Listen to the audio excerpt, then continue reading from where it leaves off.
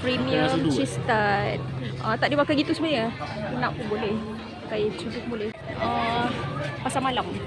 Dekat Sentrum. Pasar Malam Sentrum. Dekat sebelah je dengan Sentrum.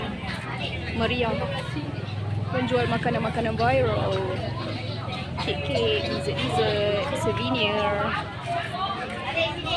Kena naik eskalator daripada Sentrum.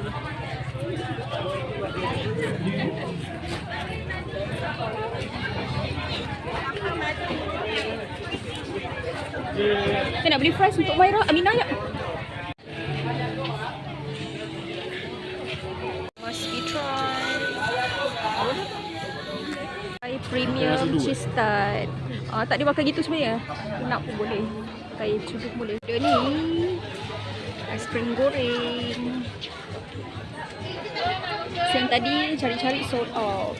Kebetulan hari ni kat Pasar Malam Sentrum ada.